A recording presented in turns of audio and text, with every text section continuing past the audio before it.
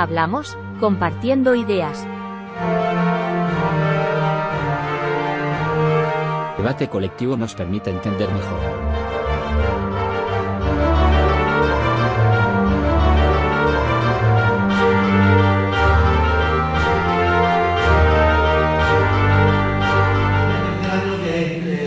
Democrático Linares organiza este acto. Hoy es el Día Mundial de la Filosofía y entonces pues queremos hacer pues eso, exaltar los valores de reflexionar y de la filosofía. Y siempre los 3 años lo hemos hecho con Manuel Jesús y han sido los actos anteriores, la verdad que han sido muy interesantes y estoy seguro que hoy también lo va a hacer, ¿no? Deciros que Encuentro Democrático Linares es una asociación que hemos creado hace año y medio y organizamos charlas donde fomentamos mucho, por eso os hemos dicho que hay que poner en círculo el que nos veamos las caras, que podamos hablar, intervenir y todas esas cosas, ¿no? Y bueno, si queréis recibir información no hay ningún compromiso, no hay socios ni hay nada de eso, pero si quien quiera tener información de nuestras actividades, además de que están en una página web, en una hojilla, nos dejáis el email ahí en unas hojas que hemos dejado ahí, y además hay una hoja donde explica un poco qué es lo que somos, o sea, cuáles son nuestros objetivos, eso. Así que sin más rollos, pues adelante. Bueno, pues buenas tardes. Bueno, primero gracias por asistir. Lo primero que os quería empezar comentando qué sentido tiene el acto. Sabéis que es el Día Mundial de la Filosofía, que se celebra, aunque en la radio dijeron que era el 16 de noviembre, pero no, eso es que un año cayó el 16 de noviembre, pero se celebra el tercer jueves de noviembre. La UNESCO pensó que la filosofía estaba en extinción, empezó a hacer algo, bueno, pues hicieron una declaración y declararon eso. Pero bueno, más allá de conmemorar este día, ¿qué sentido tiene un acto como este? Es decir, ¿qué pretendemos hacer con estas acciones que hacemos? Entonces, en vez de contároslo yo, os voy a leer un pequeño fragmento de uno de mis filósofos de cabecera, un filósofo francés actual, que se llama Michael Onfray. Él trabajaba en un instituto y se sentía ahí un poco agobiado porque ni el público con el que trabajaba no elegía voluntariamente, no estaban ahí voluntariamente, era una asignatura. Entonces pensó que no era un buen campo de cultivo para la actividad filosófica. Dejó el instituto, tenía que evaluar y eso, dejó el funcionariado, con lo que eso cuesta, y creó una comunidad filosófica y ha sido un éxito. Es decir, bueno, tuvieron que tasar ya o cerrar la inscripción en 500 personas porque en la Universidad Popular de Caen, cerca de París, pues fundó esto y es muy prolífico y escribe mucho y está en la línea de esta nueva filosofía o esta nueva impulso filosófico que nos mueve mucho. Entonces, os lo cuento con lo que diría. Él habla de que la filosofía necesita una ampliación y con esto lo que pretendo, con este acto pretendemos contribuir a eso, a esa ampliación de la filosofía. ¿Qué sería esa ampliación en palabras suyas? El subtítulo es Manifiesto por una Universidad Popular. La ampliación de la filosofía supone un regreso al aire libre, lejos de la atmósfera confinada de las celdas en la que la historiografía oficial y la escolarización de la disciplina la mantienen desde hace demasiado tiempo. Un poquito más adelante, hablando de lo mismo, dice: la ampliación de la filosofía pasa por la abolición del confinamiento al habitual público incestuoso al que se dirigen los filósofos autoproclamados, aprendices en clases terminales, estudiantes en la universidad mayoritariamente destinados a convertirse en profesores, candidatos a doctorandos, antiguos alumnos de filosofía y una parte de un público reducido que navega sin brújula en las aguas confidenciales de publicaciones filosóficas. Un ínfimo puñado. Y un poquito más adelante dice: contra la práctica incestuosa, que me ha dicho antes, de la filosofía, aquí van algunos remedios. Proceder a la mezcla, a contrapelo de la endogamia, practicar la exogamia. Para terminar con la sociedad cerrada, producir una sociedad abierta. Para abolir el reino de la entreglosa de los textos, buscar la glosa del mundo. Para ir más allá del profesor especialista, anatomista del cuerpo frío de la historia de la filosofía, establecer el poder de los filósofos, de los amantes del cuerpo cálido de la vida, reanudar la práctica de la filosofía antigua y restituir la filosofía a quien le pertenece, quien quiera que se adueñe de ella a condición de que el uso que haga de la misma no sea contradictorio con las promesas anunciadas, la construcción de una subjetividad soberana. La idea es la filosofía ha estado durante mucho tiempo encerrada en universidades con un público muy endogámico, como dice ella, especialistas, casi con una necesidad de traducción, es decir, que nos caía en las manos de cualquier persona un texto de filosofía, decía, como dame el traductor, filósofo español, porque yo no entiendo lo que pone aquí, ¿no? Entonces se trata de ampliarla, de algo muy abstracto, muy... tenía esa experiencia en la carrera de horas y horas dedicadas. ¿Qué quiso decir Kant cuando dijo? Y debates, intensísimos congresos. ¿Qué quiso decir cuando, como dice Onfray, la filosofía tiene que estar en contacto con la vida, con el mundo? Es decir, abrirla, hacerla exogámica, en vez de endogámica, abrirla.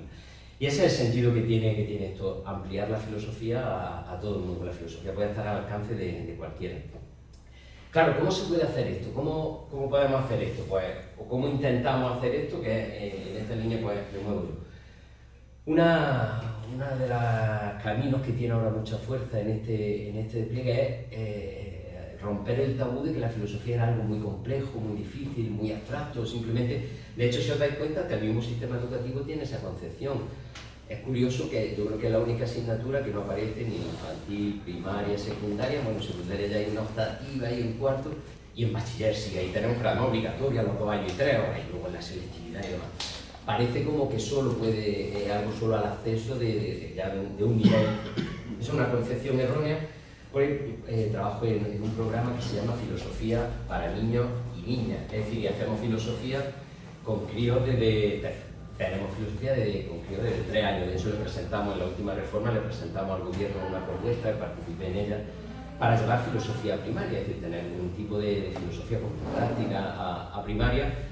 Les encantó, prometieron que sí, hubo un acuerdo en la comisión del Senado y demás, pero bueno, luego eso no llegó a nada. Pero sí que hacemos... Os he mostrado, por ejemplo, una de las últimas, es decir, en esto se están haciendo muchas publicaciones de esta filosofía para niños. Por ejemplo, esta es una de las últimas publicaciones de Ellen Daffy, que trabaja en este programa. Fijaros, un tema tan complejo como puede ser la muerte, pues un libro de filosofía para trabajar la muerte con los niños. Entonces, son preguntas, eso que veis, a lo mejor no, pero el índice que le he escaneado para que lo veáis. Entonces son preguntas que los mismos críos se hacían, y entonces a partir de ahí pues se trabajan esas preguntas. Es decir, que un tema tan complejo como puede ser la muerte se puede filosofar sobre ese tema con críos. Es decir, ese sería un campo de esta ampliación, una forma de esta ampliación de la filosofía. Y bueno, también pues, haciendo actos de este tipo, es decir, ahora mismo se puede decir que hay un boom de la filosofía, por fin está saliendo de la universidad, de ese mundo endogámico que nos decían, y hay un boom de actividades de este tipo. Mirad, la filosofía se podría decir que hay 2 niveles, una que se llama filosofía académica, que es la que se estudia en la universidad, de esos textos que los leéis y si no tienen esa formación no lo entenderían, y una filosofía popular. Esa filosofía popular es la que estamos mimando, la que estamos intentando divulgar, llevar, y este acto es un acto, eso sí que quiero que lo tengáis claro para que no os sintáis defraudados por el acto. Este es un acto de filosofía popular, es decir, de filosofía para todos. Es decir, no vamos a profundizar en ningún filósofo ni en ninguna teoría, sino que se trata simplemente de hacer juntos filosofía. Mirad, para que entendáis un poco, para que veáis clara el sentido que tiene el acto, porque creo que es importante para que lo sepáis, he cogido, hay un filósofo francés que se llama Oscar Brennifier, que se dedica a que es muy famoso, y de hecho intentar que vaya a lo español, y viene mucho a España, pero intentar que vaya a cualquier sitio que se cuesta una estrella. Entonces, él en su acto pues, siempre plantea, y os lo quería poner ahí, pues, las reglas que tiene el diálogo. Entonces quería ponerlo pues, para que cuando hagamos diálogo las tengáis presentes, pero sobre todo que, bueno, pues, las reglas normales, ¿no? Para levantar la mano para pedir la palabra, no hacer conversaciones aparte, y sobre todo, claro, es decir, pretender que me entiendan los demás y no contar cuál es mi tema. Pero mira, sobre todo quería comentar en esto que él, antes de un acto de esto, plantea, cuáles son las herramientas de coordinador, es decir, cuál sería mi misión aquí. Mi misión aquí, porque es un acto de filosofía popular, si fuera filosofía académica, se tienen unos conocimientos, los transmito y vosotros escucháis y aprendéis, pero no se trata de eso. Se trata de intentar que pensemos juntos. Mi propuesta aquí es proponeros a través de preguntas y el diálogo que hagamos, que pensemos juntos. Por eso me parece interesante que veáis lo que él propone como consejos para el coordinador. Daros cuenta que simplemente el hecho de que al filósofo que dirige el acto lo llame coordinador, ya os da una idea de cuál es la misión que tengo aquí, es decir, simplemente coordinar, hacer que pasen cosas aquí, es decir, provocar a través de mis preguntas y demás, pero que penséis vosotros, ese es el sentido que tiene este acto, y sí que me gustaría que, veis, todas esas cosas son lo que tendría yo que hacer aquí, como veis, en ninguno de esos puntos pone contaros, iluminar, sino simplemente intentar profundizar algo en el pensamiento que practiquemos aquí.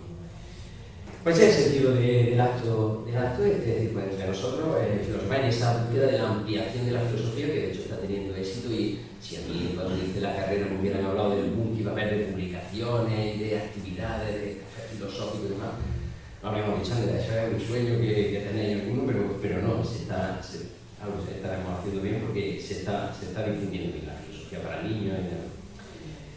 ¿Por qué el tema, por qué Platón? ¿Por qué hoy he elegido Platón para decir, un tipo de, como sabéis, 4 siglos antes de Cristo, que nos va a hacer pensar, nos dice que va a ayudarnos a pensar?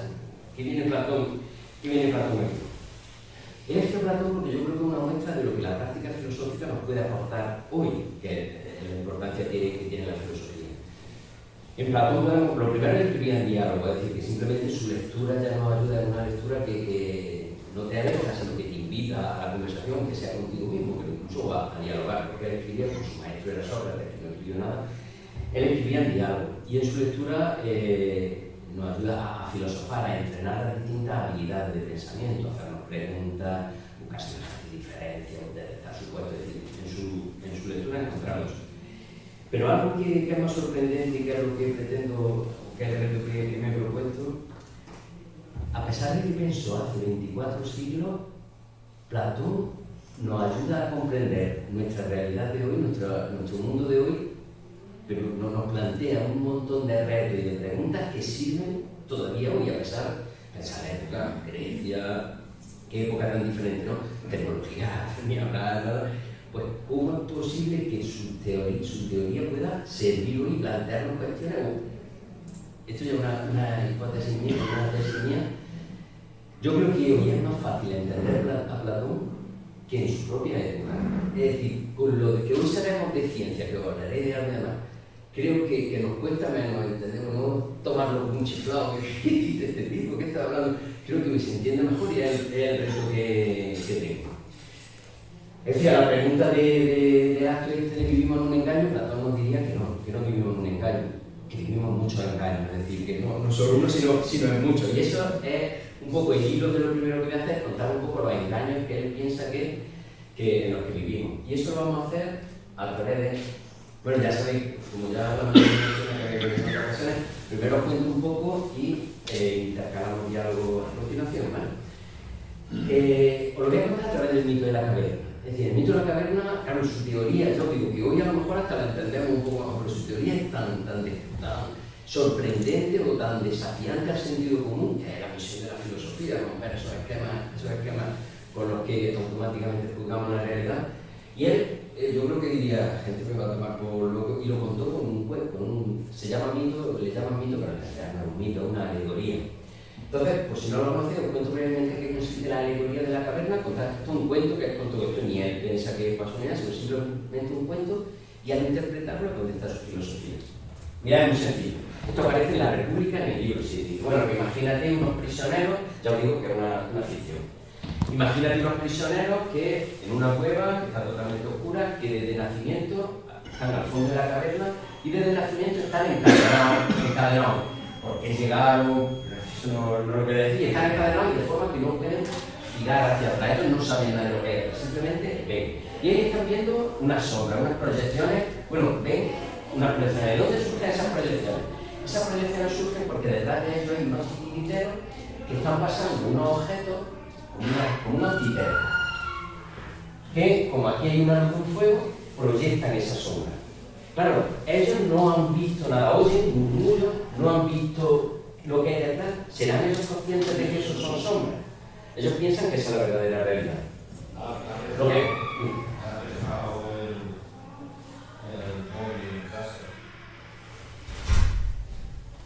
Y luego ya afuera estaría la verdadera realidad, es decir, que daros cuenta que ni siquiera esto es la verdadera realidad, esto son unas representaciones que alguien ha hecho de los objetos del mundo de fuera, es decir, que fuera ya sí estaría la verdadera realidad, es decir, que daros cuenta que lo que ellos están tomando por verdadera realidad es una representación de la verdadera realidad, es decir, la sombra de una representación de la verdadera realidad.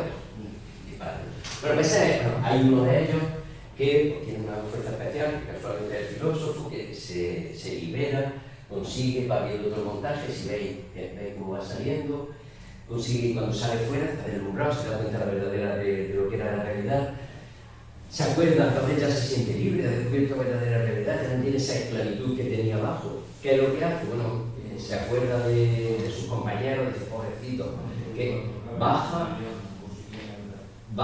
le cuenta lo que está pasando y ellos, como están a su además, claro, pensar que cuando él entra, vuelve a pasar de la luz a la oscuridad, entra cayéndose y demás, claro, se ríen de él, se burlan, y no solo eso, sino que dice que llegarían a matarlo, ¿no? Qué cosa más extraña.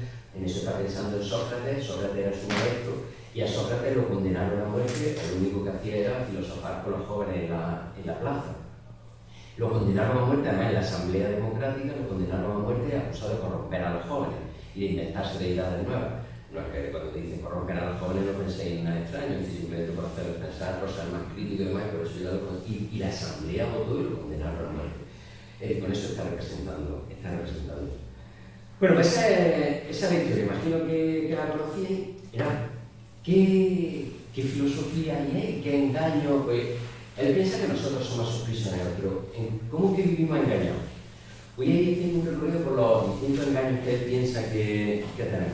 Primero, él piensa que los sentidos nos engañan. Es casi el primero en la historia que piensa que los sentidos, la imagen que nos transmiten no es la verdadera realidad. Es imaginar en su época, hoy por lo que sabemos, pues imaginar en su época de pronto un tipo que dice, mira, pues eso que estáis viendo, pues están engañando.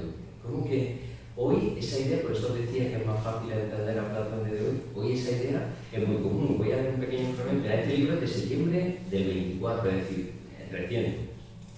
Y es de un neurobiólogo. Y habla del cerebro, el teatro del mundo.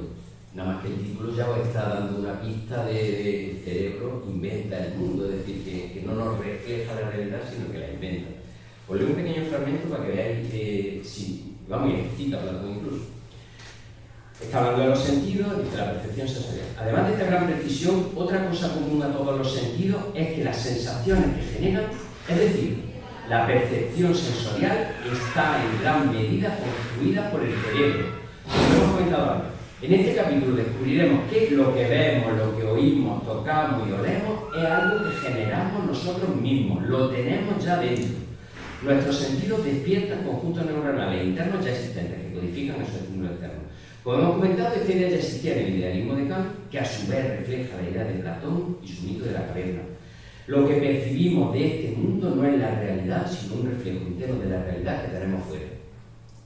La respuesta que esa idea que nos plantea hoy, vamos a ver si tenemos conocido porque tenemos muchos ejemplos de... Pero ella se dio cuenta de eso, a esa pregunta de vivimos en un engaño, los sentidos sería el primer engaño. Mirad, ¿cómo podría explicar esto de una forma un poco más visual, que a veces una imagen se transmite mejor la idea de lo que es? Yo creo que se puede resultar un poco así, se lo explicaría a los chavales. Mirad, la realidad nos bombardea con un montón de sensaciones que llegan a nuestro sentido. Sabéis que esas sensaciones llegan al cerebro, el cerebro las junta y ahí crea la percepción, ese es el proceso a través de los nervios. ¿Vale? Claro, nosotros podemos pensar que esas sensaciones que llegan a nuestro sentido y van al cerebro serían como un puzzle. En un puzzle, ¿qué es lo que tenemos que hacer? Reconstruimos las piezas, encajan unas con otras, es decir, simplemente reflejamos lo que fuera. Un puzzle bien hecho es una réplica exacta de lo que hay fuera. Podría parecernos que la percepción es esto. Bueno, no, lo que hoy ha descubierto, no habla la neurociencia, es de que las piezas que nos llegan serían más esto. Es decir, nuestro cerebro las montaría de una forma determinada, según su configuración. Pero no según cómo están hechas fuera, como sería en el puzzle. No sé si lo veis con el ejemplo. Es decir, que esta idea que hoy la ciencia la tiene muy clara, estudiamos psicología en el instituto y la psicología ya lo asumió. Esto Platón es el primero, no sé si lo explicaría así, pero es el primero que se da cuenta de que los sentidos no son una copia perfecta, es decir, que cuando describimos la realidad nos estamos engañando. Mirad, ejemplos de esto, pues podríamos, por ejemplo, hoy, gracias a que sabemos las células que tiene el ojo y demás, esto es como un mapache vería un pez, esto es como un colibrí ve la realidad, esto es como una serpiente lo ve. Es decir, ¿qué decimos? ¿Pobrecitos los animales cómo ven la realidad? Nosotros sí la vemos como es, pues no, ellos tienen una azul y de hecho nosotros ni vemos los ultravioletas, ni vemos los infrarrojos, ni que nuestros sentidos captan una parte de la realidad simplemente, pero se nos escapa un montón. Pues esa es la primera, o simplemente el hecho de estar más o menos lejos, por ejemplo.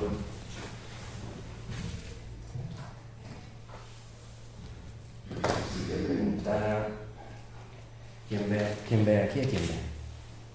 ¿A este? Por favor, compañero de allí del fondo, ¿a quién ve?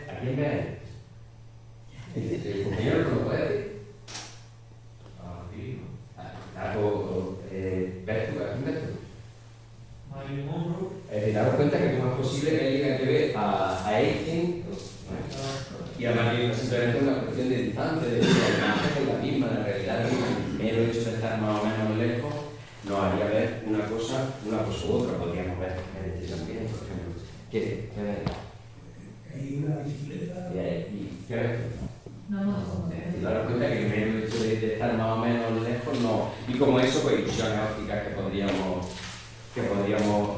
Pero hoy somos muy conscientes de eso, por ejemplo, el hecho de cómo veis esta línea. Bueno, que no la veis recta. No. Son rectas simplemente por la distribución que tienen. O veis moverse el círculo en medio. Está quieto, no hay movimiento, son ilusiones. Algo que es muy fácil tener eso claro, pero eso ya lo vio este tipo hace 2400 años. Mirante de su plaza de la tela y dice, pues yo digo que los sentidos no engañan. Pero vamos a otro engaño que nos propone.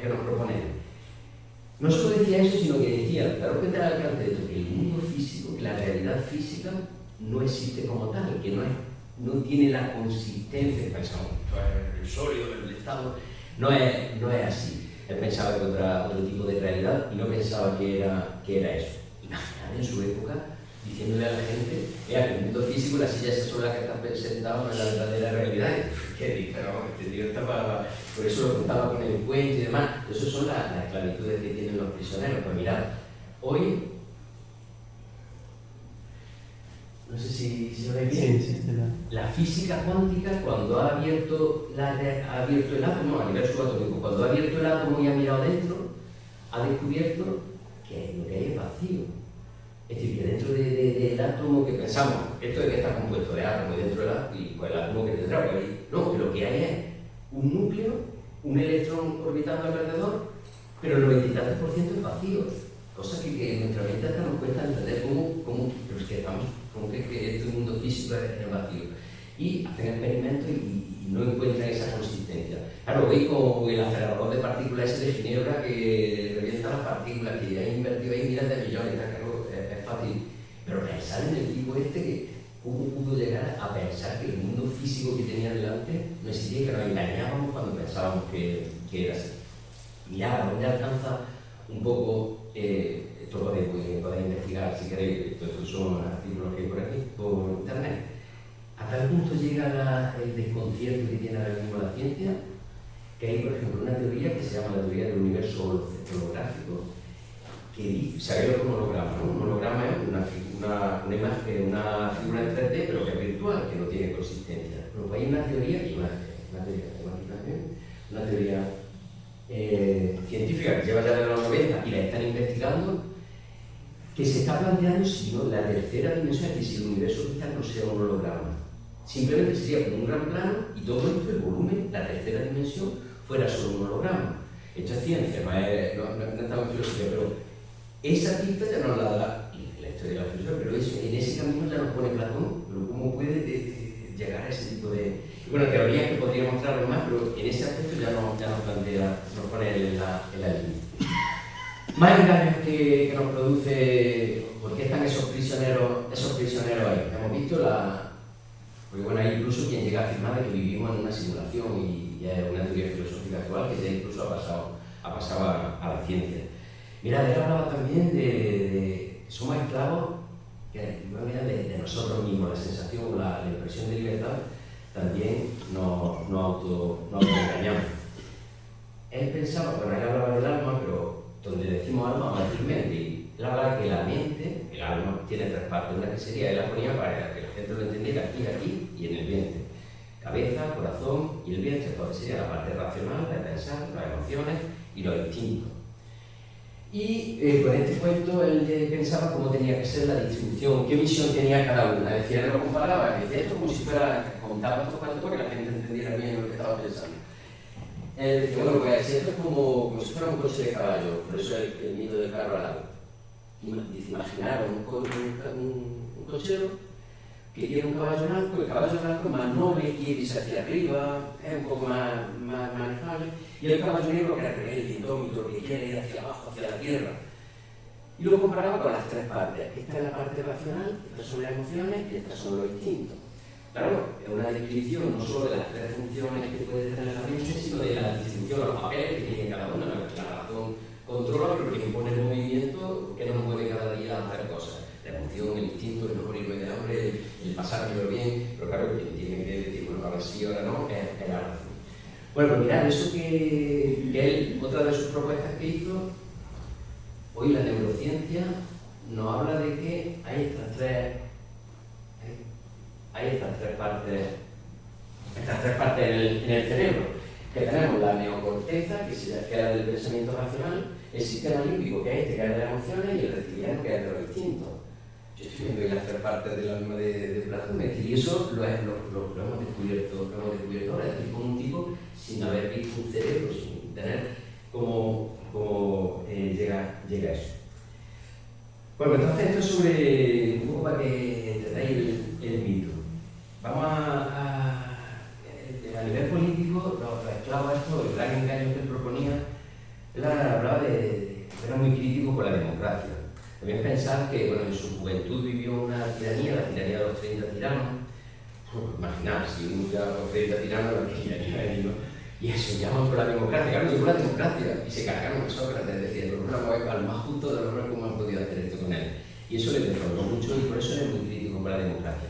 Mira, os voy a contar las críticas que le hacía a la democracia, porque yo creo que sí que las podemos traer hasta nuestros días. Es decir, que la democracia no funciona, pero ni por parte del pueblo ni por parte de los gobernantes. Al pueblo le criticaba que era una masa manipulada e ignorante, que era necesario, para que una democracia funcionara bien, necesitaban preparación y virtud. De hecho, su obsesión era formar a los ciudadanos para que fueran, y no había eso. Y de los políticos hablaba de que eran demagogos. Y, es decir, la descripción que hace de los intereses que tenían los políticos, que lo único que intentaban era convencer a través de la oratoria, que no les importaba hablar de relativismo. Relativismo quiere decir que todo depende, es decir, bueno, aquí no hay nada bueno ni malo, en este momento esto es lo que me conviene, pues esto es lo que negociamos. Entonces era su crítica a la democracia. Mirad, pues llevo mucho rato hablando, este era uno de los temas que os quería proponer, aparte de otro que hay en las redes sociales, pero como en estos actos otras veces el diálogo no siempre ha sido, o no todo el mundo ha participado, este primer mini diálogo os voy a proponer una estrategia que, bueno, que utilizo en clase precisamente, luego toda la clase no participa y demás, y investigando descubrí una cosa que se llama el Think, Pair, Share, que se llama compartir pensamiento en pareja. Es muy sencillo, yo os lanzo una pregunta y con la persona que tengáis más cerca vais a dialogar durante unos minutillos sobre la pregunta con lo cual, al menos todos habréis dialogado, luego si en el grupo que diálogo que hagamos, que sí será más en el gran grupo, pero si en eso no has participado, pero por lo menos te da la sensación de que te vas con la impresión de que has participado en ese diálogo, porque bueno, en el tú a tú es más fácil. Entonces, la pregunta sería, ¿es la democracia el mejor sistema de gobierno? Entonces, con la persona que tengáis al lado, dialogar un poquito, y a continuación, para hacer un poco más interactivo, os voy a dar a cada persona una figura. Hay un montón de figuras diferentes. Intentar localizar a una persona que tenga la misma figura que vosotros y hablar también de ese tema. ¿Me explico? Entonces, primero, para la persona que tengáis más cerca, ¿es la democracia el mejor sistema de gobierno?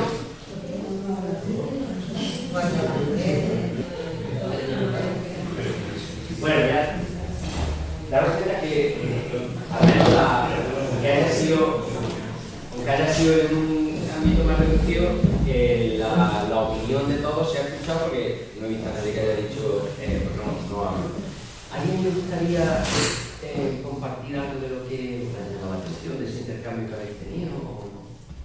Daros cuenta que en ese acto, aunque hable solo una de las dos personas, pero sí que está transmitiendo ya el pensamiento de la otra persona, así que si no es directamente, pero al menos de forma indirecta, sí que tu pensamiento se comparte con el grupo, pensando en la gente pues, que no, por alguna dificultad, pues, no se atreve. Y luego, alguna vez de estos actos, me he dicho, me habría gustado decir tal cosa, pero es que me daba cosa. Pero en un ámbito amplio, ¿algo queréis comentar algo que os haya llamado la atención? Venga, que... un poco, hemos estado cuatro personas hablando, cada uno partía de un poco de su realidad.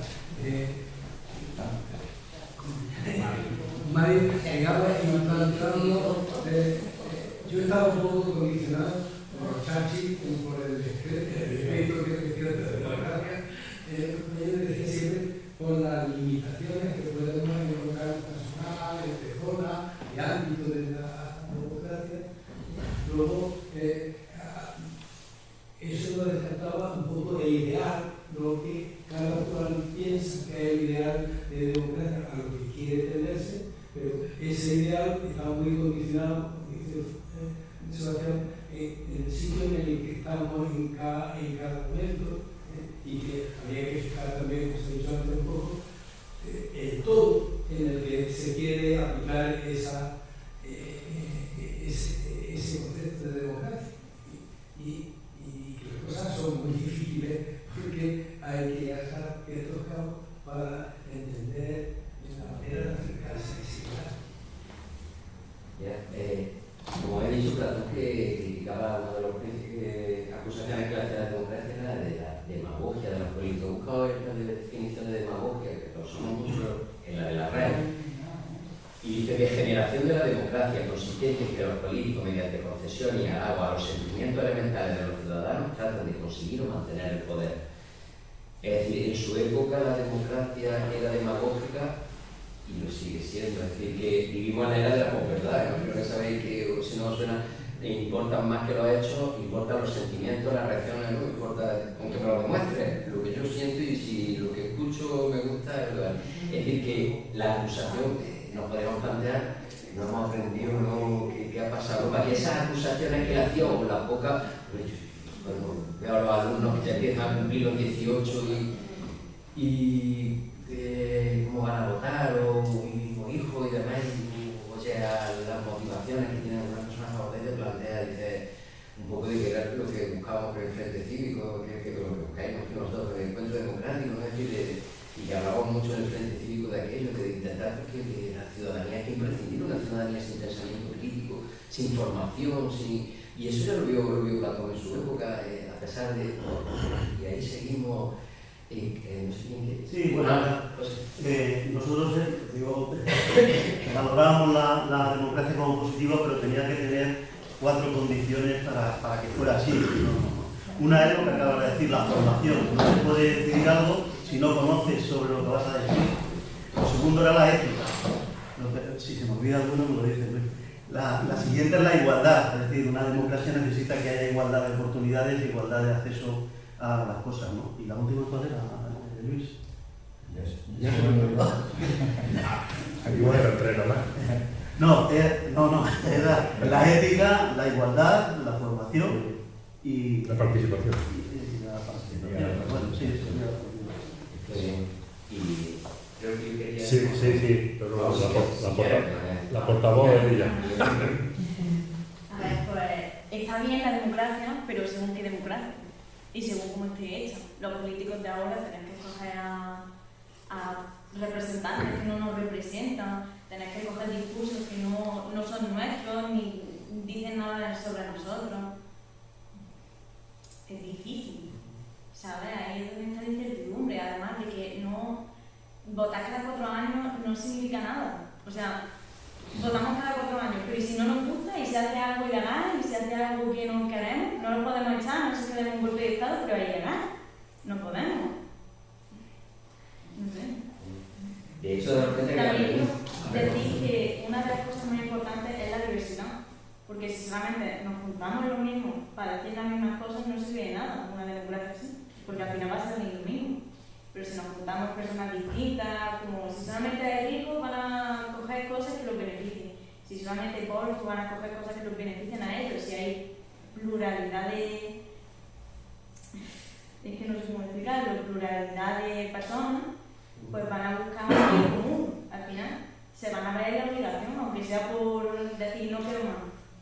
Toca el bien común, el año pasado, de hecho, Sí. el tema fue el bien común y sí que y sí que nos meteríamos en... Bueno, mira, de hecho, dar una pregunta. Sí, yo, bueno, con las dos personas, Isabel y Juan, pues es verdad que hay que parte de distintas percepciones de una realidad. Y la ley que coincidente en hacer la crítica se puede hacer el tema de la democracia, las limitaciones que tiene. Al final, pues una delegación que se hace, yo delego usted y este voto, para que no sé quién ejerza un supuesto programa, etcétera, etcétera, ¿no? Entonces, que hay una percepción distinta que yo creo que no toca que no son situaciones antagónicas, las que más personas que pueden ser complementarias. Es decir, distintas visiones, la realidad parece que se puede dar de una manera poliédrica, no tiene una sola cara. Y de esa perspectiva, de esa experiencia, que yo creo que fue así además, yo creo que cuando tú en el anterior foto de esa, o ya ves, caso de los políticos, yo digo, yo no percibo esa realidad. Los políticos en general, todos los políticos, yo no tengo esa percepción en la realidad. No hay una clase política. No hay una clase política.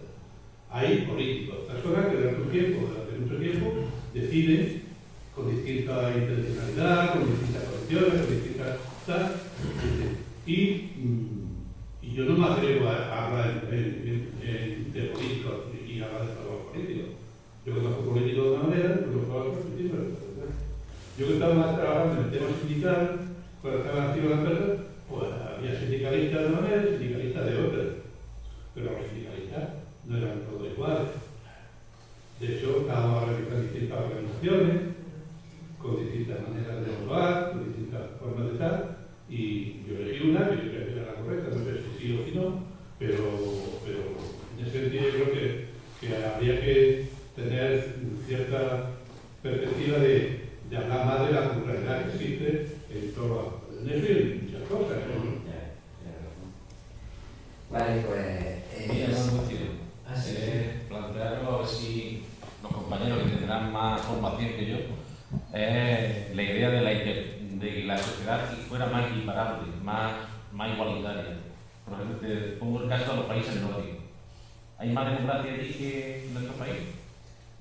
Porque culturalmente están más o menos en un nivel más o menos y económicamente es una sociedad más equitativa. No sé si los compañeros que van con más formación que yo o pueden conocer más las perspectivas de esos países nórdicos, de lo que nos transmiten a los del sur, que están más desarrollados democráticamente o son sociedades más igualitarias. Son más igualitarias porque allí no tienen tanto miedo como aquí a los impuestos. Es decir, allí el nivel de impuestos en los países nórdicos es un nivel de impuestos alto. Pero claro, ¿qué significa que ese nivel de impuestos sea alto? Que después los beneficios sociales se reparten entre los más necesitados, entonces no hay esa diferencia. No hay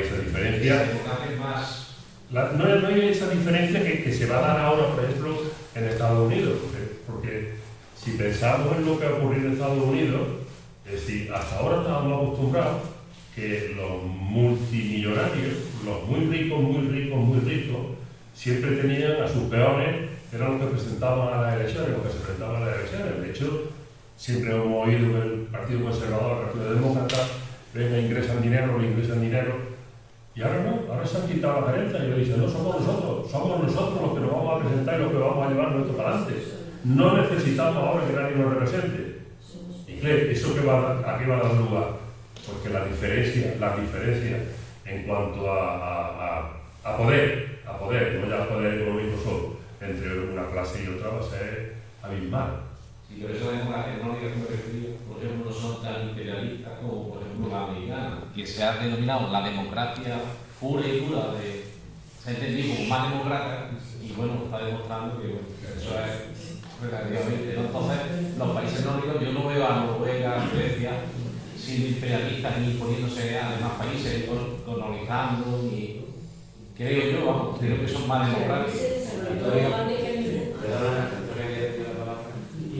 creo que hay que ver también el tiempo.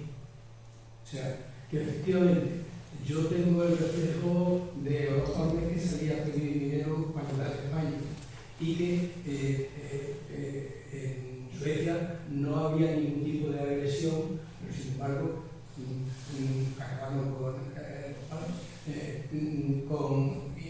y entonces el cambio ha sido radical. Ahora, desgraciadamente, nosotros entramos en Europa cuando estábamos cerrando, el que Estados Unidos sea democracia, eso es mentira, absolutamente, porque no es de ahora, sino de hace mucho tiempo, están los más ricos y hay también pobres como los ves. Entonces, hay un nivel, un tiempo de la imagen, son distintas imágenes, distintas situaciones. Quería comentar. La democracia, el poder del pueblo, yo creo que es muy complicado.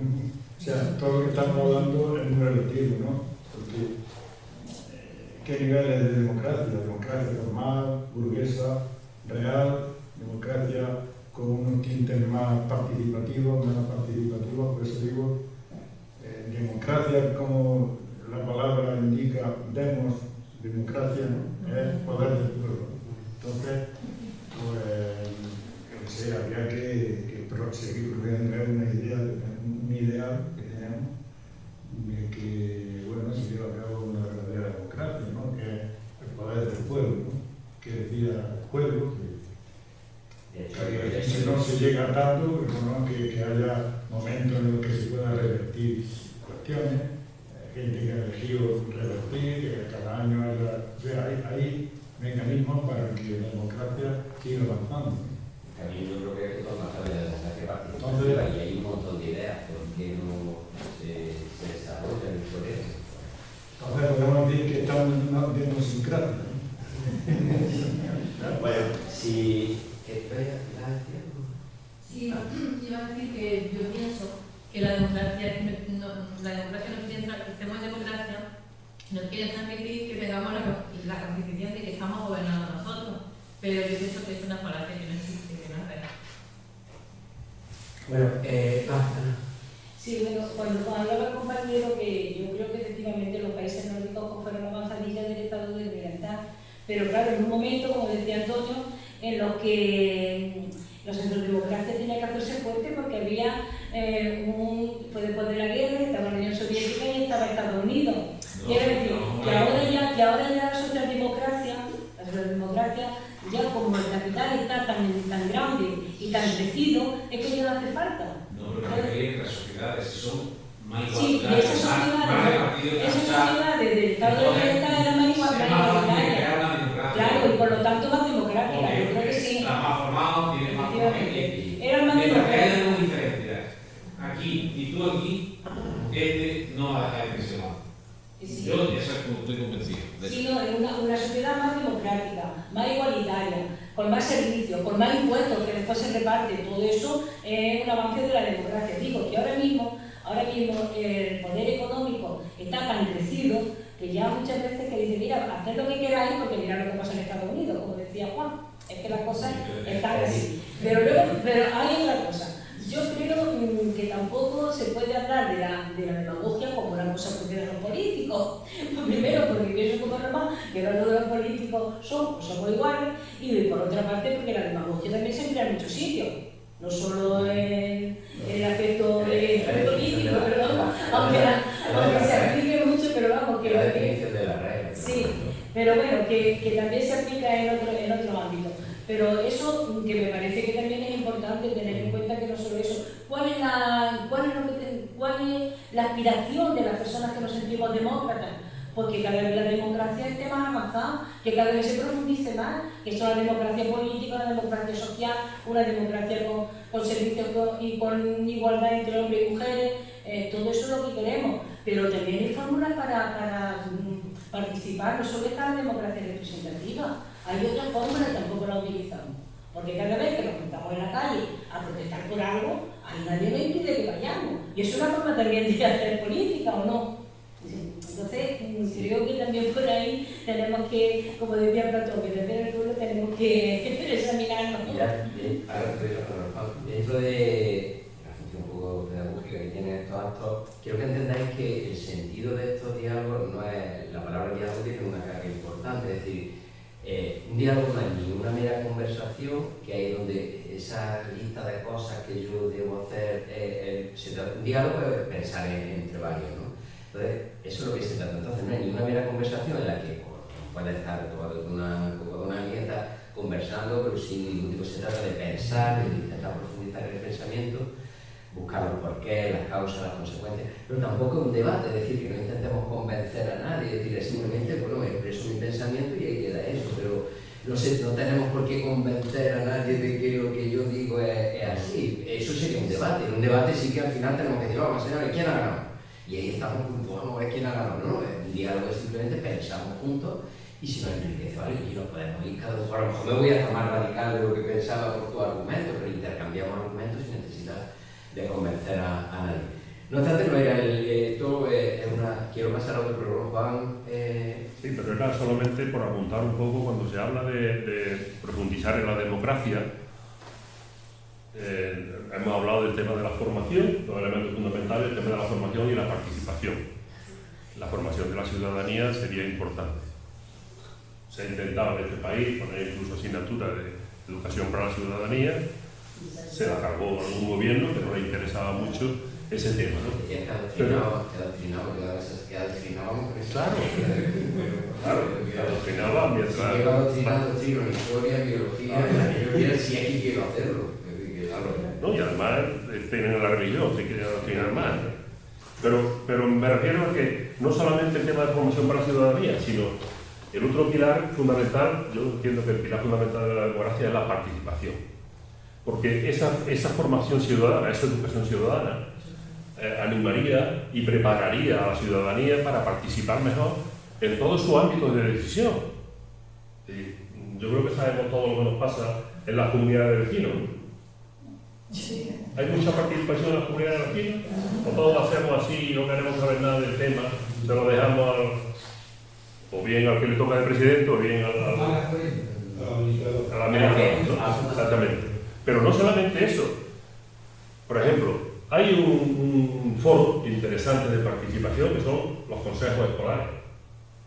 Los consejos escolares ya se crearon hace tiempo, se crearon fuera de plazo, que se había dado a la administración, pero se crearon y la participación tampoco es muy... Ahora ha sido, ¿no? Todavía ha sido. Pero a mí me sorprende mucho, por ejemplo, que igual que nos preocupa todo el tema de la educación, que no haya consejos de sanidad. ¿Por qué como pacientes no reclamamos que también en los hospitales haya un consejo de salud? Donde los pacientes, junto con los médicos, los enfermeros y tal, también puedan dar su opinión. Y eso es el consejo de salud, perdona, los había. Los hospitales. ¿Cuándo los había? Consejo de salud y... Recordad que estamos hablando de filosofía. Recordad que estamos hablando de democracia. No salimos quién es el compañero y pasamos, si no importa, pasamos a lo que era el tema. Sobre el diálogo, es muy importante lo que has dicho del diálogo, porque diálogo es dejarse atravesar por los planteamientos del otro, diálogo. Entonces, lo que se está dando, que vemos en la realidad muchas veces es compadreo, eso no es un diálogo. El diálogo es que esta muchacha me ha convencido de algo y yo me dejo atravesar por los planteamientos del otro, diálogo. Ese es mi punto de vista.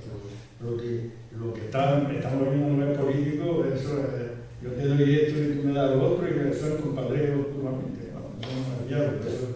Platón, por reconducir, señalaba que uno de los problemas de la democracia, que la convertía en demagogia, no existían los partidos políticos, pero sí lo llamaban facciones.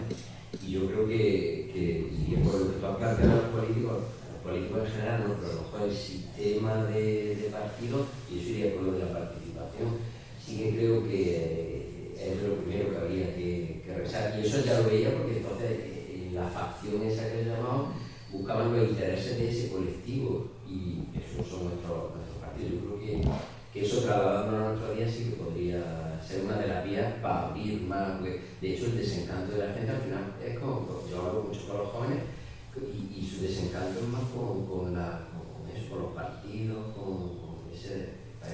Con la falta de participación, sí, la falta de opciones de participación. Sí, creo, y ahora sí me he acordado fundamentalmente de una definición que se decía, la democracia es una planta delicada que hay que cuidar mucho. La pregunta bien es quién la cuida. Si esa planta ya ha nacido y ha llegado al máximo, si está en el camino y ha sufrido una fiebre. Entonces, vuelvo un poco también a que hay muchas etapas de muchas democracias, y en cada momento, ahora, hombre, yo lo que esto me lleva siempre es que ahora está en un problema, en una situación muy extrema, en el sentido de que hay una pandemia en contra de la democracia. Hay un malestar que lucha al unísono en contra de la democracia. Y me parece que los sufrientes demócratas no se enteran. Bueno, sabía yo que este engaño lo iba a enganchar, porque lo conozco y... Entonces, mirad, según él, ese es otro de los engaños de los que recordás que el objetivo de esto es vivimos en un engaño, pues según él ese sería, pero no lo podíamos traer a nuestro día. Pero mirad, quería plantearos un detalle del mito que, si os dais cuenta, os he contado que él dice que el mundo físico no es el mundo real, ¿no? Él habla del mundo de ideas, que eso a lo mejor es lo menos sostenible de su teoría, pero bueno, la sospecha de que el mundo físico no es el mundo real, ¿vale? Pero fijaros, lo que para él serían los objetos del mundo físico es esto, que es el segundo nivel, es decir, las sombras que están viendo los prisioneros son reflejos, sombras de esos objetos físicos. Que yo digo que para él no son la verdadera realidad, la verdadera realidad estaría aquí fuera. ¿Qué está pensando Platón aquí? Es decir, piensa que estos prisioneros son esclavos porque creen que no es lo físico, sino una sombra de... Por eso decía que creo que desde hoy es mucho más fácil entender a Platón, porque bueno, él con eso dicen que estaba hablando del arte, de nuestra propia imaginación. Si yo digo, describir ahora mismo la fachada de nuestra casa, ¿qué hacéis? Traéis una imagen a vuestra mente y parece que está pensando en eso. Pero por eso, esa sí que viene la pregunta a nuestros días, es decir, que es la pregunta que os quería plantear. ¿Podríamos considerar que son las redes sociales una caverna? ¿Qué es una caverna? Vamos a entender, para centrarnos un poco, ¿qué podríamos pensar o qué es una caverna de sentido Platón? Tenemos dos símbolos, el de la sombra y el de las cadenas. La sombra representa la confusión de lo real y lo irreal, es decir, tomar por real algo que no lo es, y las cadenas, un ámbito en el que no eres libre. Por ejemplo, esta metáfora da mucho juego en la historia, la de la caverna. Imagino que conocéis Saramago, tenía un libro que se llamaba La caverna, y él lo comparaba con un centro comercial. Un centro comercial es un sitio en el que entramos, necesito, y que no es personalidad, son necesidades, te crean esa necesidad, crees que son necesidades reales y no lo son. Y luego, vale, aquí nadie me anda en el centro comercial, yo voy libre, está súper dirigido. Él jugaba con eso. Esa es la propuesta que os quería hacer. ¿Son las redes sociales una caverna? Es decir, un mundo en el que... Porque yo creo que se entiende mucho mejor esto tiene mucha más vigencia. Esto seríamos nosotros y en las redes sociales nos pasa como a ellos que estamos viviendo una realidad virtual que a veces confundimos con la verdadera realidad. Somos libres en ese mundo. ¿Entendéis el planteamiento? Es decir, pues ese es el tema que os quería traer para introducirlo. Os propongo que penséis cada uno, porque claro, esto no vamos a ser maniqueos de las redes sociales son malas, las redes sociales, os he dicho vosotros, la democracia es totalmente mala y totalmente buena. Os invito a que penséis cada uno un aspecto positivo y uno negativo de las redes sociales. Simplemente pensarlo, no es necesario que lo intercambie, sino pensar un aspecto positivo y otro negativo.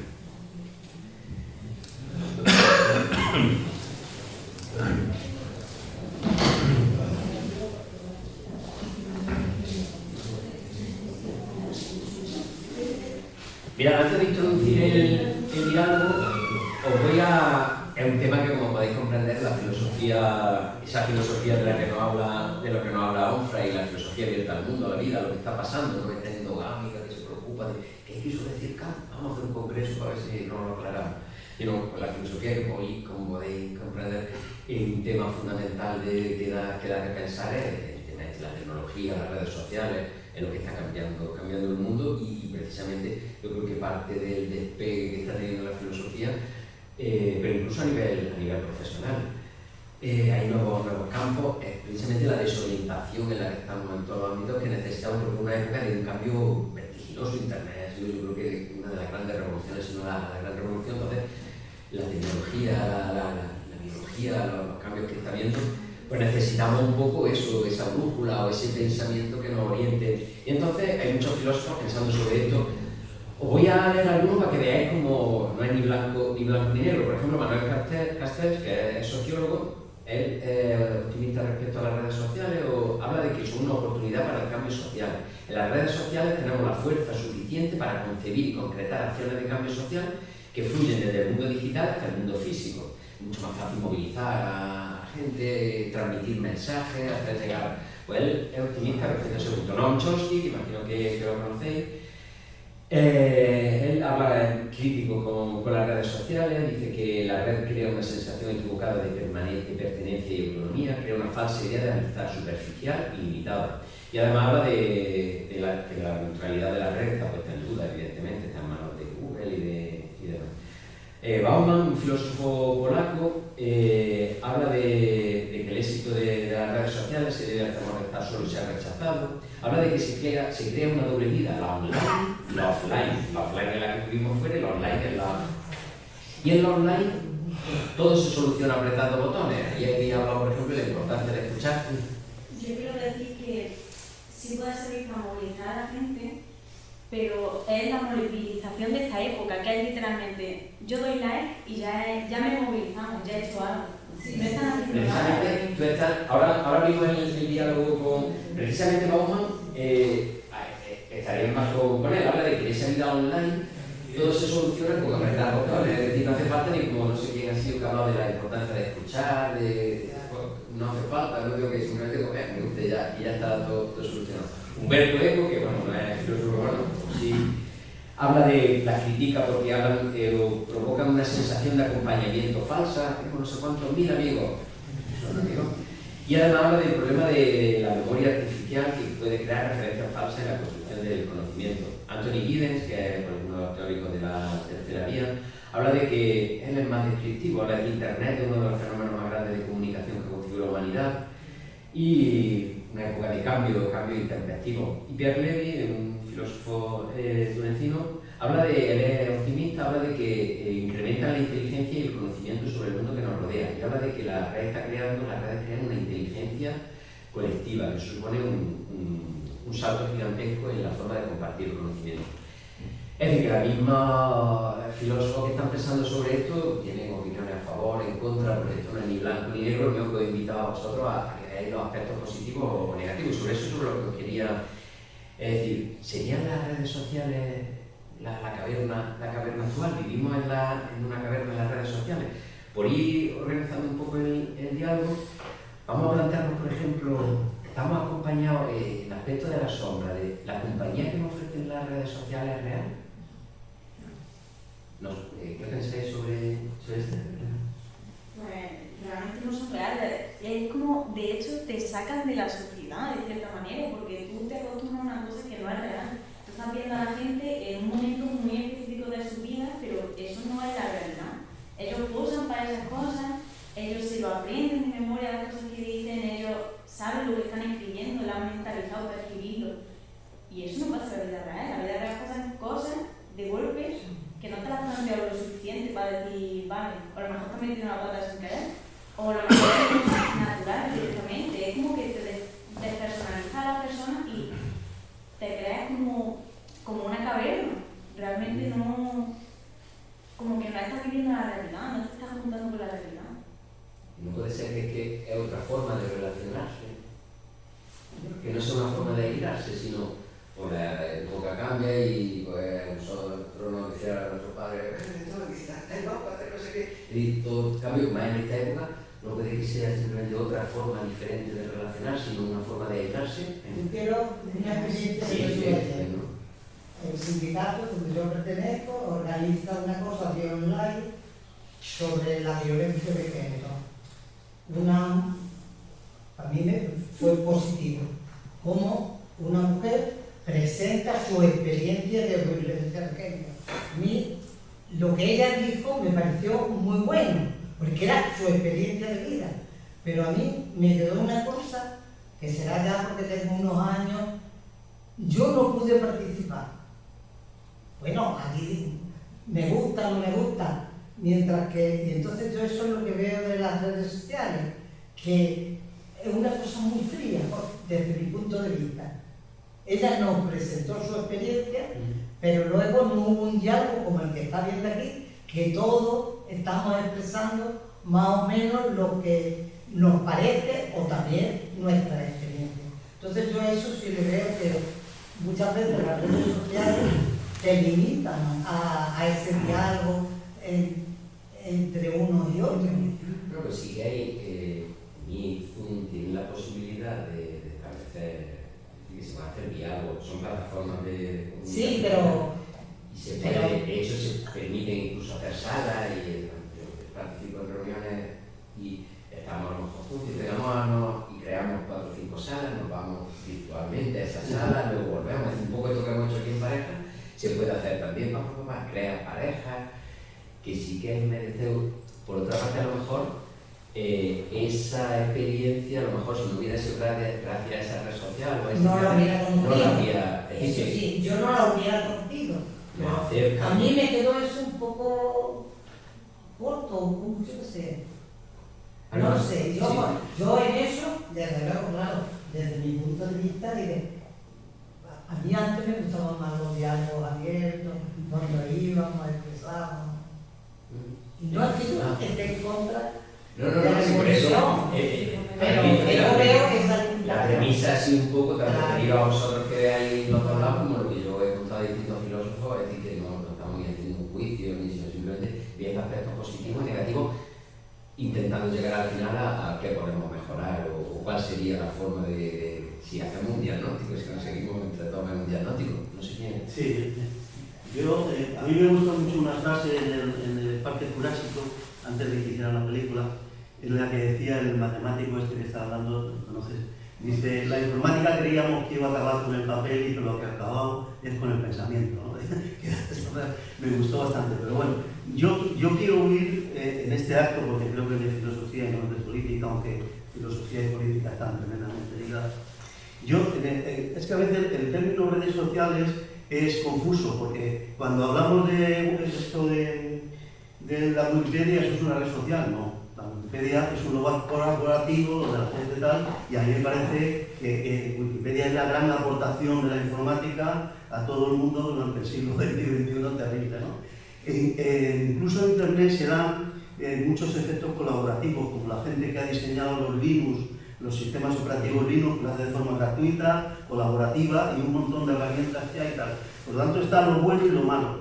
El problema que tenemos, y las redes sociales inicialmente, yo entiendo por redes sociales los temas como Twitter, Facebook, etc. No la informática en su conjunto, ¿no? Ni las herramientas informáticas, como el Zoom, que te permite tener reuniones múltiples y tal, ¿no? Entonces, esas redes sociales, yo me acabo de quitar, a pesar de que he leído los artículos antes de ayer, de gente a la que yo respeto mucho, diciendo sigue en Twitter, yo me acabo de quitar de Twitter hace 2 días, ¿no? ¿Por qué? Porque primero esas redes sociales, la ley una frase también que me gustó mucho, no la sé repetir, pero la idea sí la voy a transmitir, dice que en realidad parece que estamos en la globalidad cuando estamos en Twitter y estamos en tu aldea.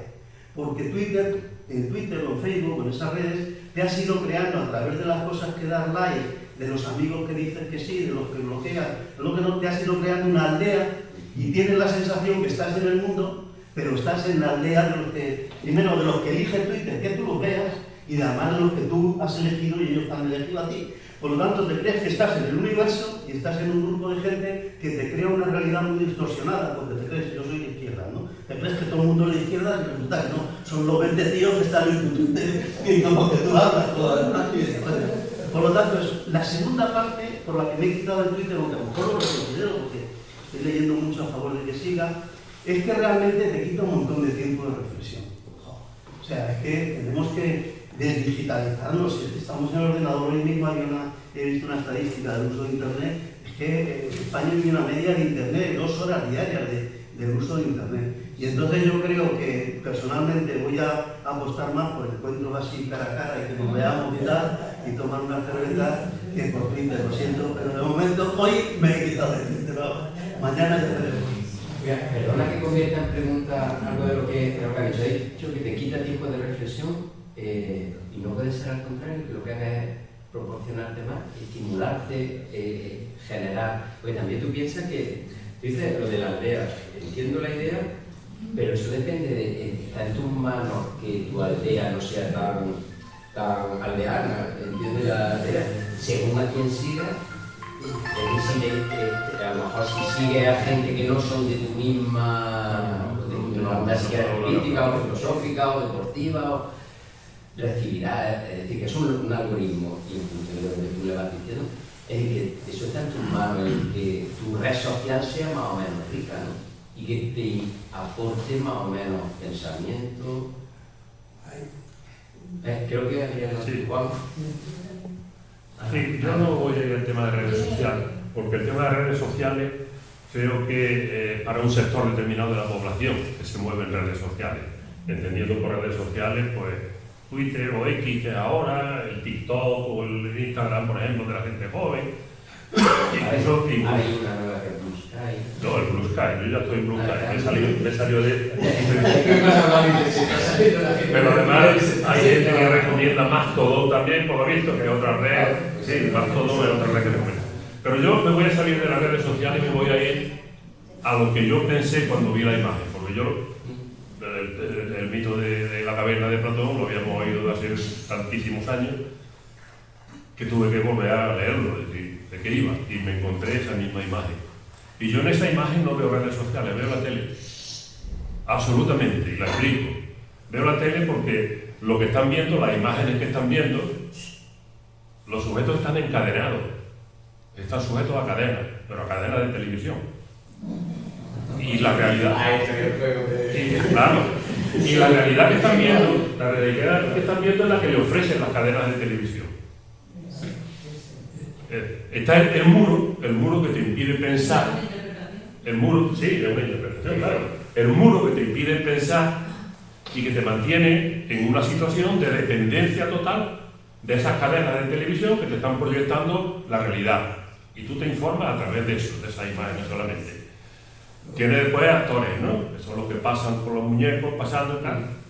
Pero hay que pensar también en el dueño, es decir, en el dueño de la cueva, el dueño de la caverna. Es decir, ¿con qué intención está eso? Pues con qué intención, pensemos con qué intención están las televisiones funcionando, que es lo que se pretende conseguir de la población, ¿no? Entonces, hay uno, efectivamente, que es capaz de romper la cadena, ¿vale? Le pega una patada a la tele y dice, hombre, yo ya no me guío de esto, me salgo de la cadena, perdón, de la caverna, me salgo de la caverna y voy a ver la realidad, voy a observar la realidad, y voy a pasar del mundo de los sentidos al mundo del conocimiento. Salgo fuera, hablo con uno, hablo con otro, observo la realidad, leo libros, y cuando veo que la realidad está fuera, no está ahí, vengo y le cuento a los de dentro lo que estoy viendo y dónde está la realidad. Y a mí, la frase que me vino en esa vuelta, en ese retorno que hace, sí, pero es que lo ha dicho la televisión. Sí, pero es que lo ha dicho la televisión. Entonces, cuando oímos decir si es que lo ha dicho la televisión, lo damos así, efectivamente. Es evidente que no estoy diciendo que la única caverna sea para lo de los centros comerciales, la sociedad de consumo, la televisión podría ser. De hecho, es curioso, claro, pero la televisión, quizás aquí que estamos sí que sea todavía nuestra fuente de...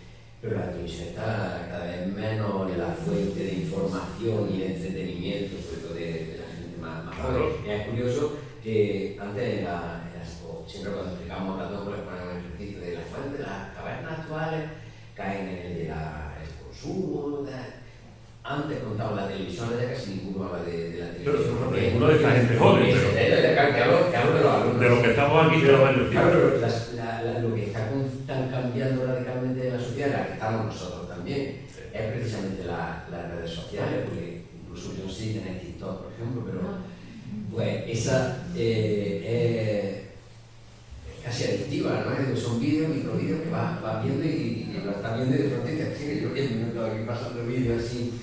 Que por eso el estilo de las redes sociales, yo creo que ahora mismo tiene más presencia, pero que sí, que podrían ser. Me parece interesante, creo que una de las preguntas que tenía plantear después es el tema de los titiriteros, quiénes son los que mueven. Pero vamos a escuchar más opiniones sobre esto. A mí yo creo que la cuestión es importante porque estamos hablando de lenguaje. A lo largo de la vida de la persona se percibe un lenguaje. Incluso el ciudadano que sea adulto de 20 años probablemente acaba de nacer y él tiene un lenguaje fundamental que es la radio. Él da su grito y espera a ver si hay una respuesta a ese grito. O oye ese grito y a través del análisis que hace de ese grito sale su grito nuevo. Se ha dicho muchas veces lo que decía el italiano Umberto Eco, que es precisamente solo el lenguaje, los instrumentos de creación y de creación de conocimiento. Y aparte, entonces, nosotros vamos pasando desde la escolaria al TikTok o al último que se haya dicho, pero son conocimientos en los que tenemos que ser aprendices, lectores. Por supuesto, la gente mayor somos analfabetos de los últimos lenguajes que hay y estamos intentando. En algunos somos analfabetos voluntarios porque no queremos entrar. Y entonces, en esa cuestión está un poco las dudas que tenemos sobre que nos van a engañar, las dudas que tenemos en mirar a un amigo a quien tenemos a la puerta, cuando la mitad es hacer algo de mucho tiempo, las dudas que tenemos entre lo que encarga de ver la cara con quien te habla, que está otra vez. Hemos visto, por supuesto, que hay muchas realidades, incluso hablando, muchas veces no escuchas lo que te dice otro, sino lo que piensas que te está diciendo. O sea, y eso son una serie de lenguajes superpuestos entre sí, que es muy difícil de... En otro aspecto de esta sombra de las redes sociales, en el equilibrio entre información y desinformación, ¿qué pensáis que aportan las redes sociales? ¿Más información, más desinformación? Twitter puede ser, por ejemplo, una fuente de información. Yo creo que la mayor información que puedes conseguir no sería del tipo académica, sino del tipo personal. En plan, tú puedes enterarte de la vida de otros, de cierta manera, o sea, la hasta donde te quieras de aquí, pero me da que académica hay más mentira que otra cosa. Porque, vamos, te cuentan dos cosas y tres son mentiras. Bueno, en X, por ejemplo, ¿no? Por eso decía el dueño de la cueva, el dueño de las redes sociales. Elon Musk se apoderó de Twitter cuando intentaron desde allí, desde dentro, de los dueños de entonces, sancionarlo y echarlo incluso. Entonces, claro, como es un multimillonario, lo compró el dueño de mi causario, ¿no? Y ahora últimamente, en esta semana, han salido información de que la red X ha sido utilizada a favor de Trump en las elecciones de Estados Unidos. Es decir, porque sabemos que hay los bots estos que rebotan y que mandan información. Entonces, ¿qué hay? ¿Más información o desinformación? Ahora mismo el abandono que está habiendo en Twitter, en X, el abandono es precisamente, no solamente ya por la desinformación, sino por las expresiones de odio, los ataques a la democracia, los insultos. Entonces hay mucha gente que se está saliendo. Blue Sky, que tú lo has citado, ayer iba ya por 20 millones. Desde 8 o 10 millones que tenía hace 2 o 3 semanas, ayer iba por 20 millones. Y hay mucha gente que se está saliendo, mucha gente que está discutiendo si hay que salirse, si no hay que salirse. Cada uno tiene su razón, ¿no? Pero claro, cuando una red social como esa se convierte en un estercolero, yo cuando me salí hace 3 o 4 meses, es que ya digo, aquí no entro más, daba asco de leer lo que aparecía en la pantalla, ¿sabes? Fuera, me salí y no está ninguna. Y ahora en Blue Sky porque he oído que es más fácil controlar esa información que da y que recibe y tal, pero el otro día uno de precisamente lo que decía su comentario era Mastodon, y yo ya había leído algo sobre Mastodon, que parece ser que es otra red social que ofrece tantas garantías como esta para funcionar. Mira, puedo hablar un poquito sobre lo que dice Juan. Yo no estoy en nada de lo que está diciendo Juan. ¿Cómo te llamas? Concepción. Igual, estamos comentando. Entonces, la sociedad está, los hombres y las mujeres, y hay muchas mujeres que no sabemos de esto, porque sabemos más de la vida. Tú decías de la persona, del acercamiento, del diálogo con las personas, aunque luego no nos pongamos de acuerdo. Yo voy al centro de día, que vamos de mujeres telas, pues yo hablo con ellas de las cosas, pues bueno, a lo mejor no son simpletas, son lo que ellas viven, aunque yo luego algunas veces no estoy de acuerdo con lo que digan, pero lo de las redes sociales, mira, y luego vamos a hablar porque para nosotros, para ella y para mí, la radio nos da más confianza que la televisión. Sí, tú dirás, según, ¿dónde lo veas? Pero bueno, perdonadme, es que soy una analfabeta total de todo lo que estáis hablando. Yo por eso empecé diciendo que existen las redes sociales para un sector determinado de la población, no todo el mundo está en redes sociales. Pero todo el mundo tiene una televisión en su casa. Sí, bueno, es que yo creo que también, lo mismo que nos acercamos a otras cosas con el espíritu crítico, yo creo que las redes sociales nos hemos acercado ahí de una manera. Yo solo tengo una red social, o sea, que tampoco, creo que tiene ventajas. Creo que Internet para mí es algo fabuloso, porque te abre un mundo de posibilidades de conocimiento que antes no teníamos. O sea pero las redes sociales, yo para mí, creo que una de las desventajas, ya lo señalaba también esta chica, que no sé cómo te llamas, perdón. Bueno, ya lo señalaba ella también, es que piensa que dándole a un montonero un atlético, porque ya, o no que le expliese, ya saben que están movilizándote por una cosa en la que estás de acuerdo. O también, pero yo creo que es una ingenuidad.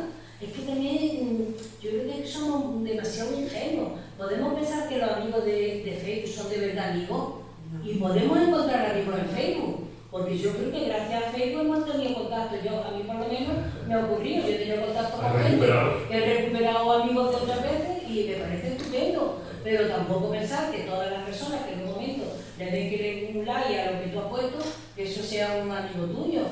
Y no sé, yo creo que lo mismo que otras cosas, a un libro, a un partido, a una asociación, lo acercamos con un espíritu crítico, también tenemos que acercar a las redes sociales con ese espíritu crítico y hacer un uso razonable de lo que son, no pensar que son la panacea de todo.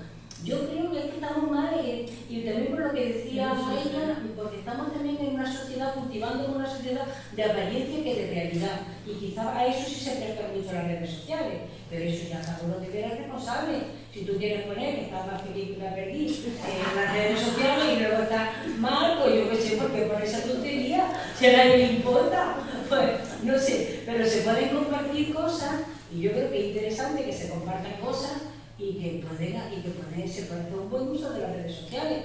No un abuso, pero yo hablo también de lo poco que conozco de ese mundo. Pero que yo antes de meterme en Facebook, que es la red que yo utilizo, yo intenté conocer un poco lo que es. Entonces, y tener un cuidado pues, de poner las imágenes que tú quieres, la información que tú quieres. Y yo creo que eso es la forma en la que tenemos que acercarnos a esas cosas. Y desde luego, ya digo que Internet me parece que es una cosa pues, que facilita. Yo he conocido muchos libros, muchas cosas a través de Internet que seguramente no hubiera podido hacerlo si no lo hubiera dedicado ese tiempo. Que es verdad que a lo mejor dedicamos mucho tiempo a Internet, pero yo creo que también se comparte mucha información que está ahí. Y yo creo que hay que hacer el equilibrio entre entre eso, desde luego sin abandonar por lo que ha sido nuestra forma de vivir y de relacionarnos toda la vida. Y de hecho esta asociación nació con ese objetivo, de hacer reuniones presenciales y de juntarnos para hablar de lo que nos preocupaba. Pero eso no quiere decir que renunciemos a otras cosas, que ahora mismo la nueva tecnología nos da posibilidades.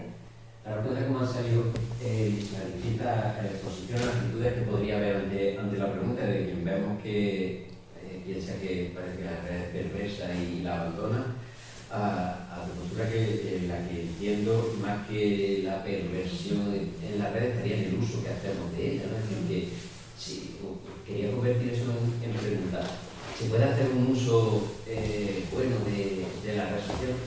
¿Las redes son perversas de por sí o es un mundo que nos engancha, o depende del uso que hagamos? Puede haber un uso constructivo, informativo, dependiendo de nuestras elecciones, de nuestras decisiones, pero parece que hemos planteado también si hasta qué punto somos libres cuando navegamos por una red social.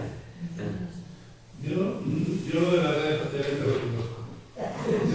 Pero la impresión que tengo de hablar con gente que lo utiliza fue una mala impresión, pero fue una impresión, porque yo no vivo, no era eso. De todas maneras, me parece que las redes sociales son un poco como la chota esa la cabeza. Ahí hay unos que están jodidos, que están muy jodidos. Estos son los que están allí sin moverse, atados, y siempre mirando para mi lado, no pueden ver. Y lo mejor que hace es cuanto antes salirse de ahí. Eso cambiará radicalmente su vida. Y yo creo que en esos sitios puede pasar igual, ¿no? Que evidentemente nadie actúa de una manera desinteresada y tratando de llevar el bien común a la sociedad. Casi todo el mundo tiene una intencionalidad determinada. Uno será más próximo a eso bueno y otros serán muy lejanos de ese propósito bueno. Ellos entienden la vida de otra manera y utilizan y le ponen a los jodidos de ahí, a los que están machacados, dentro de la cueva, lo que quieren que vean y lo que quieren que interpreten. Entonces yo creo que, sin embargo, cuando sale afuera, pues ya parece que hay un campo difícil también, pero más difícil que eso. Lo peor de todo ahí es estar ahí, sentado, atado, y viendo lo que quieren ponerte. Entonces, yo creo que sería bueno que la gente tenga las posibilidades. Yo me asombro, digo, tú fíjate a lo que tienen las cosas. Resulta, yo lo que hablo de Sebastián y me encanta, y fíjate que un tío, una tía, una mujer, un hombre, está allí sentado en su casa tan pancho, o delante de una silla, delante de una mesa, o por la tormenta, y dice, pues yo voy a convocar una manifestación contra no sé qué.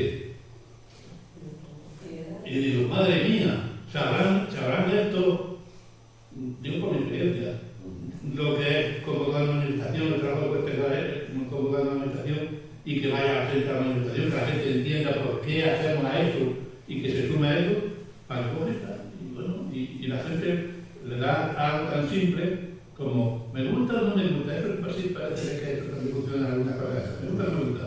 La realidad más compleja. Yo recuerdo, yo he estado muchos años en una organización de acción católica y teníamos unos programas de formación cuando veía una realidad, aproximación a la realidad, y entonces le decíamos aspectos positivos de ese un hecho que manifestaba la realidad. Y entonces sobre ese hecho concreto se decía aspectos positivos, aspectos negativos. Ahora eso se hace poco. Es decir, o es blanco o es negro, o a favor o en contra.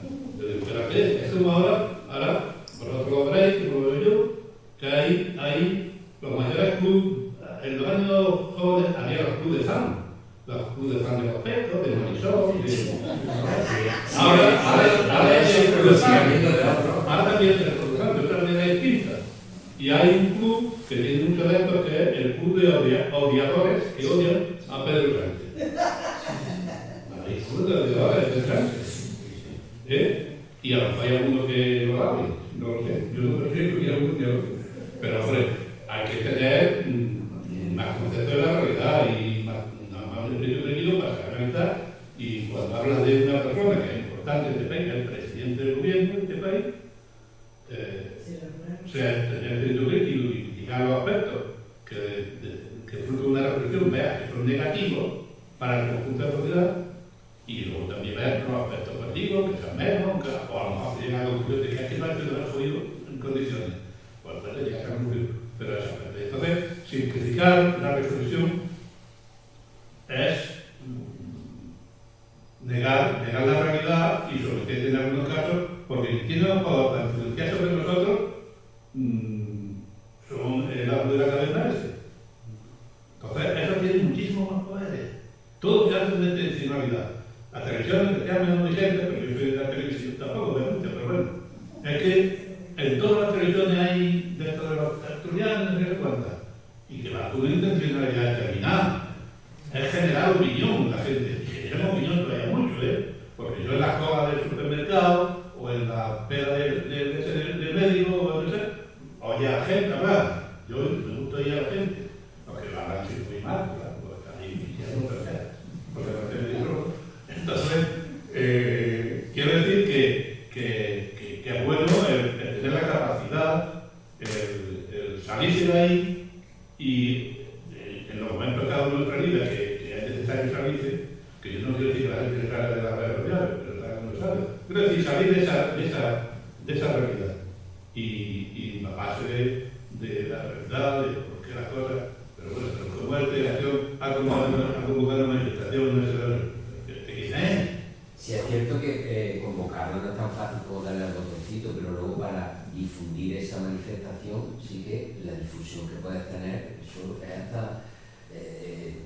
no es como antes que tendrías que ir pegando pegajinas, en el coche, no sé qué. En un momento se pueden enterar de que vas a convocar esa manifestación y hasta por abrir un poco más. Hemos visto dos posiciones de rechazo a no salimos o la defensa de un uso crítico de la red. Y si tan perversa o tan, antes ha usado tercolero, si tan, no debería haber alguna intervención, pensé que debería haber alguna intervención de algún control en las redes sociales. Lo interviene el dueño.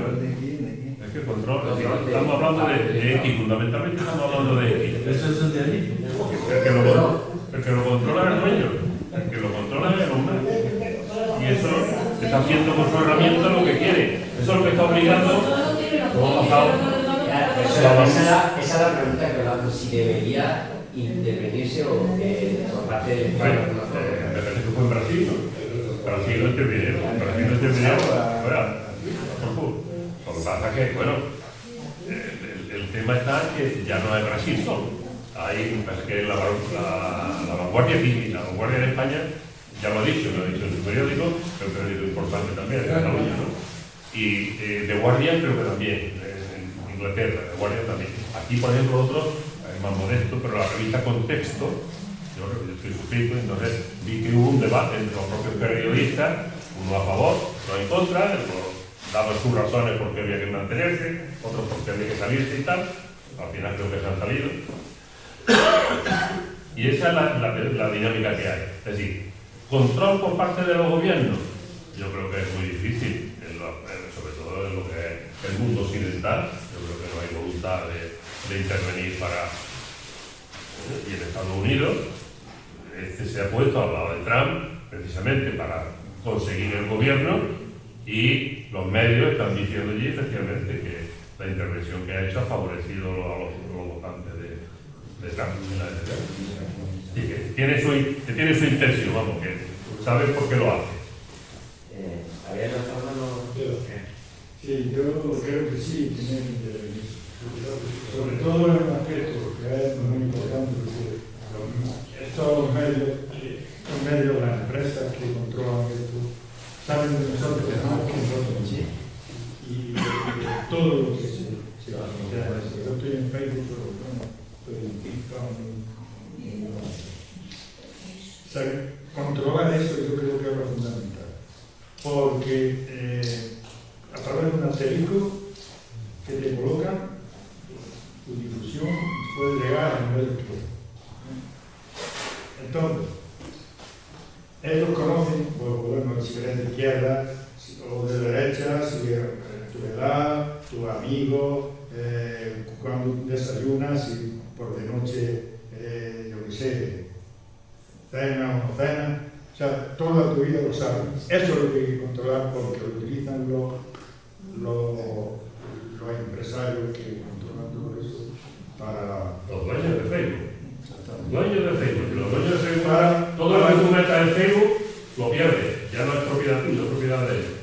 Todo es verdad. Todo eso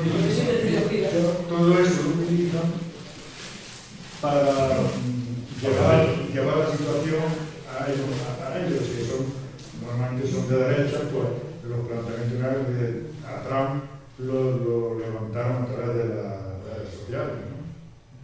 A Trump, y bueno, dicen que también los rusos intervienen en los procesos electorales. Eso es lo que hay que controlar. ¿Cómo se controla eso? Código de conducta, de límite.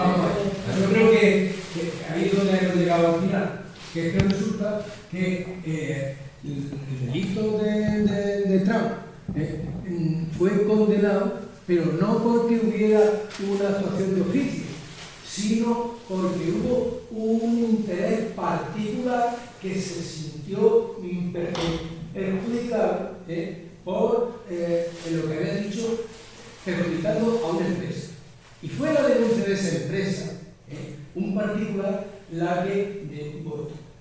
En Estados Unidos se supone que tiene esos poderes, no hay una realidad estatal, siendo supuestamente un Estado principal, que hubiera una denuncia de oficio para que incluso llevar la denuncia y a esa persona que se ha manifestado perjudicial para la convivencia en ese Estado, no hay que lo controle.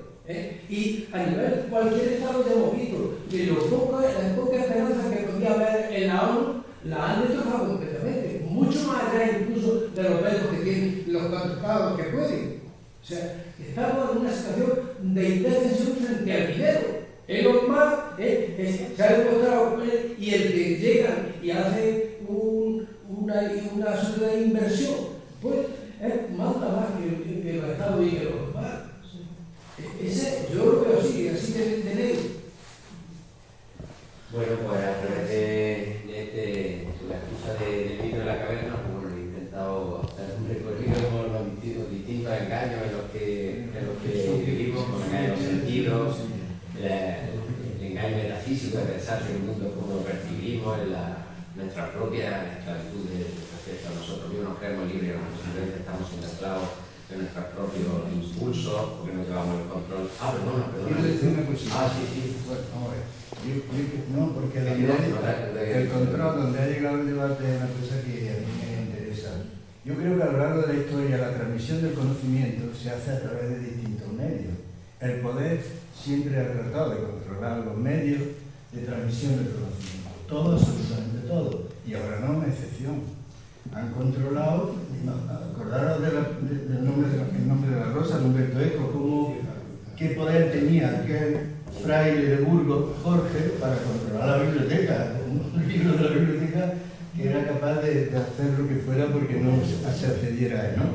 Bueno, todo, la prensa, la radio desde que nació, todos los medios de transmisión del conocimiento, la universidad, la educación, el sistema educativo, todos los y ahora por todos los medios de transmisión de las nuevas tecnologías de información y comunicación los tienen dueños detrás. Este es el tema. Son empresas que tienen dueños. Entonces, pero al final llegamos a eso. Yo creo que habría que partir de eso muchas veces. A mi juicio, la pregunta última que tú has hecho, que es muy interesante, claro, el valor. Yo creo que las redes son instrumentos de empresas que son empresas y que llevan su finalidad, no solo ideológica, sino también económica. Facebook es el mayor suministrador de datos para la inteligencia artificial, que no es posible investigar con ella sino a través de millones de datos, y los venden. Entonces, tenemos que analizar quiénes son los dueños de las redes sociales, quiénes son los dueños de las televisiones, de los periódicos, de las radios. Si no analizamos los dueños, no nos enteramos de la matriz ideológica de ese medio. La matriz ideológica es la idea fundamental que transmite ese medio en función de lo que el dueño quiere. Y en las redes pasa exactamente lo mismo. Lo que pasa es que todos los instrumentos, desde el punto de vista técnico, lo que has dicho antes es muy importante. Un cuchillo puede servir para partir un jamón extraordinario o para cometer un asesinato, para las dos cosas. Los medios, depende del uso que se haga, ¿no? Ahora, tenemos poder para controlar las redes sociales, si no tenemos poder ni siquiera para controlar las televisiones, ni para tener una televisión alternativa. En otra época de la historia, incluso las organizaciones obreras han tenido medios alternativos, han tenido prensa obrera. Yo recuerdo cuando se distinguía entre la prensa obrera y la empresa burguesa. ¿Va a informar igual un patrón que un obrero? Pues no. Pues ahora igual, no hay medios alternativos, este es el problema, ¿no? Y controlar eso, que lo controle el Estado. ¿Es que el Estado es un Estado que refleje los intereses de la mayoría trabajadora de España? Yo creo que no, este Estado está en la Organización Mundial del Comercio y por lo tanto te debe unas reglas internacionales que se han atado el Estado para no poder, que te impide controlar determinadas empresas internacionales porque está en una organización internacional, que es la OCDE, por ejemplo, ¿no? Bueno, solo quería decir esto, ¿no? Que la pregunta es interesante, pero nosotros, para ampliar la información es poder. El poder económico y político le pasa como a Drácula con el sol. Cuando el pueblo está informado, el día que el pueblo sea el primer poder fáctico organizado, se le acabó la diversión a los que mandan en este mundo. Y eso se llega a través de la información, la organización, la conciencia. Y por eso yo creo, para mí una conclusión es: este me informa, voy a ver quién es el dueño de esta empresa.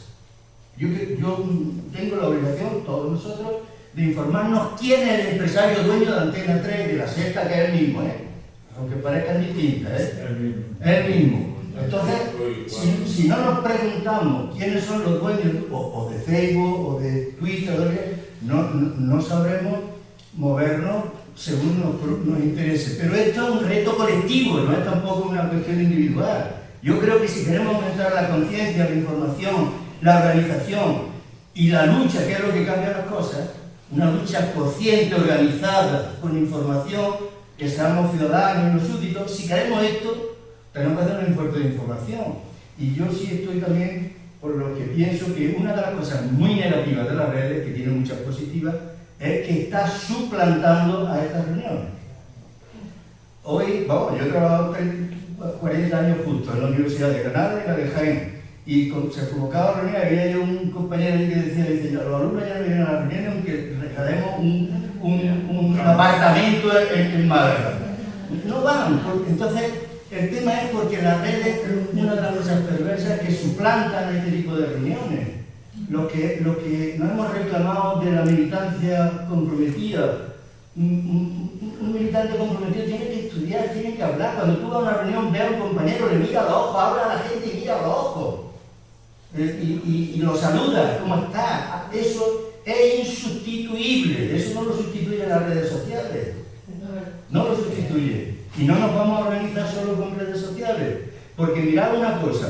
Las redes sociales, la primera gran campaña histórica que hubo fue con Obama. Obama ganó gracias a las redes sociales. Ahí fue el punto de inflexión. Pero ¿qué pasó después con Obama?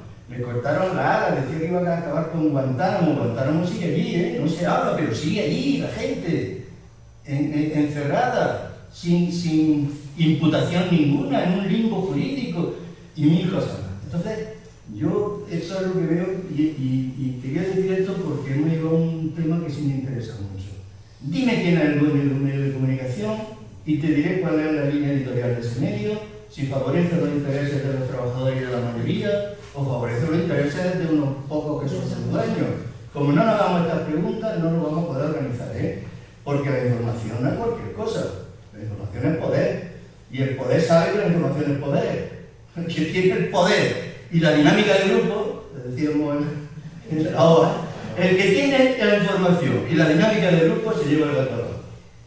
Claro, y los de arriba lo saben, que el poder de la información es muy importante, ¿no? Yo esto es lo que quería aportar. Simplemente por una cosita de lo que has comentado, yo creo que el ejemplo de la televisión comparado con las redes creo que es muy diferente, mientras que la televisión a lo mejor la solución la única es el que no veo esta cadena, y qué forma de participar, de intervenir, tenemos nosotros en televisión, o sea, una queja, una... No, tenemos pero en las redes sí que tú haces las redes sociales, yo puedo difundir... Escucha si tenemos. Hablando de engaños, yo creo que el mito de la caverna es más una teoría de conocimiento que otra cosa.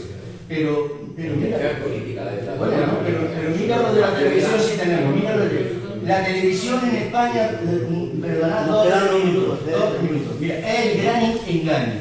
¿Por qué? No por los contenidos, sino porque primero, cuando existía solo la televisión pública y se creó por ley la televisión privada, hubo una consulta al Tribunal Constitucional y dijo, ¿es posible legislar con la televisión privada? Y dijo el Tribunal Constitucional, es posible que haya televisión privada y que se cree por ley siempre que guarden los principios constitucionales del artículo 1 de la Constitución, y uno de ellos es el pluralismo. O sea que si, y ahora el tema, si Antena 3 no es plural, no olvidemos una cosa, que la televisión está definida como un servicio público y funciona en régimen de concesión del Estado. O sea, el Estado concede la licencia. Si no guarda el pluralismo, dijo ya el Tribunal Constitucional, está escrito negro sobre blanco, no puede funcionar. La pregunta es, ¿saben los españoles que esa tele había que cerrarla porque no cumple el pluralismo? Compañeros, que nos quedan, os pido que nos quedan 5 minutos acá. Por cerrar, me refería siempre no a la intervención del Estado, sino a la que tenemos, el poder que tenemos los ciudadanos en las redes sociales, sí que lo hacemos. Y otra cosilla que has dicho que un poco, y ya termino un poco, hablaba de que la reunión, el mundo virtual suplanta, las redes suplantan. Yo creo que más que suplantar es un cambio de formato, es decir, esta misma reunión a lo mejor habíamos tenido mucha más participación y más diversidad que ahora hay la necesidad, pues en un formato virtual. ¿Y qué se pierde? Sí, se pierde. Sí, pero bueno, a lo mejor hay otro tipo de ideas, más diversidad, es decir, que la nostalgia de que bueno, hay un cambio cultural y se pierde y se gana, obviamente, la proximidad, la cercanía esta, pero que ganaríamos y a lo mejor pues otro tipo de opiniones y de más diversidad seguramente tendríamos y de todo tipo de edad y demás. Yo hablaría más que de suplantar, de cambio de formato, y es lo que se agiliza un montón y se gana facilidad con ese tipo. Bueno, pues simplemente eso, he estado con la excusa de Platón, sobre todo la idea era el transmitir a un tipo hace 24 siglos es capaz de todas estas cosas que hoy con la ciencia es muy fácil entenderla, dice, los sentidos no engañan, escuchen lo que nos cuenta, entonces eso lo que un tipo hace 24 siglos, el mundo físico que hoy lo han abierto y han visto que no hay nada, pues eso lo pilló este tipo, dice, pero ¿cómo es que no me cuesta eso? Las críticas a la democracia, que seamos tan terribles que sigamos, y las dice, y joder, pues sirven para nosotros. Ese tipo lo quería transmitir como hasta un tipo de esta época puede, entonces, imaginar la misión que tiene la filosofía, ¿no? El transmitirnos preguntas, el abrirnos dudas, el ayudarnos a pensar. Y bueno, pues he intentado con lo del mito de la caverna y quería terminar invitándolo a leer bueno, esta frase que es de Paracelso, pero la cita es Escotado, Antonio Escotado, que es un filósofo que os invito a leer porque ya no solo es famoso por su historia general de las drogas, que bueno, es revolucionario, pero el tratado... ¿Por qué te salió mucho en la tele? Tengo la tele al final, pero el tratado, me parece que se llama tratado, el tratado del comercio que tiene, eso es, porque además es economista, eso es fantástico, y la evolución personal que ha tenido del comunismo a otro tipo de... Es decir, que el tratado es un tipo que coincida o no con su idea, como además como ha evolucionado, pues en algún momento de su trayectoria encontrará. Y él compartía eso, yo creo que al menos yo creo que sobre las redes sociales yo pienso, y sobre casi cualquier cosa, pienso que eso, que el veneno está más en la dosis, que hay pocas cosas que sean absolutamente buenas o malas, todo depende de la dosis. Las redes sociales, contentísimas, informan, acercan, con un mal uso, como has dicho tú con el cuchillo y demás, pues alejan, desinforman, pero todo depende de... Y bueno, pues eso es lo que quería comentar. Muchas gracias.